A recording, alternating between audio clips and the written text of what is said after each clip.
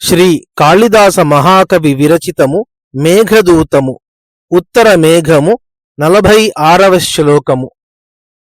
నన్వాత్మానం బహువిగణయన్నాత్మనైవావలంబే తత్కల్యాణిత్వమపి నితరాం మాగమః కాతరత్వం కస్యాత్యంతం సుఖముపనతం దుఃఖమేకాంతతో వా నీచైర్గచ్చత్యుపరి చ దశా చక్రనేమిక్రమేణ.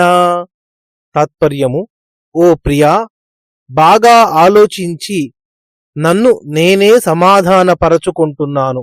అందువలన ఓ కళ్యాణి, నువ్వు కూడా ఎక్కువగా భయపడకు. కేవలం సుఖం కాని కేవలం దుఃఖం కాని ఎవరికి సంప్రాప్తిస్తుంది? ఈ సుఖదుఃఖావస్థ చక్రధార వలె క్రిందికి మీదకి వెళ్తూ ఉంటుంది. వ్యాఖ్య: శాపం వచ్చేసింది, అనుభవించడం తప్ప ఏ విధంగానూ తప్పించుకోలేము. ఎంత ఆలోచించినా మార్గాంతరం లేదు కనుక గుండె దిటవు చేసుకొని అనుభవించడమే. నువ్వు ఊరికే ఎక్కువగా భయపడకు. సుఖదుఖాలు పరిపాటిగా, అంటే ఒకదాని తరువాత ఒకటిగా వస్తూనే ఉంటాయి.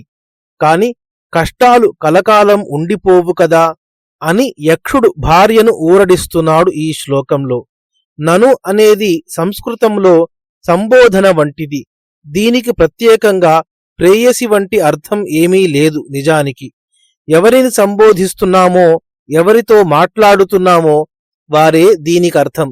తెలుగువారు మాట్లాడుతూ వేరే ఒక విషయం ప్రస్తావించవలసి వచ్చినప్పుడు మరి అని కాని, అది సరే కాని వంటి ప్రయోగాలు చేస్తారే, ఆప్యాయంగా అదే సంస్కృతంలో నను శబ్దార్థం. నన్విత్యామంత్రణే అనే సూత్రం వలన సంబోధనార్థం గమ్యమానమవుతుంది. కాగా అనేక అర్థాల్లో ఈ నను శబ్ద ప్రయోగం ఉంటుందో అమరకోశం విశదీకరిస్తోంది.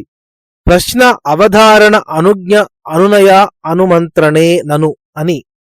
కళ్యాణి అనే సంబోధన వలన నీ సౌభాగ్యము వల్లనే నేను ఇంకా జీవించి ఉన్నానని తెలుపుతున్నాడు. అలంకారము అర్థాంతరన్యాసము. మేఘదూతము ఉత్తర మేఘము 46వ శ్లోకము. స్వస్తి.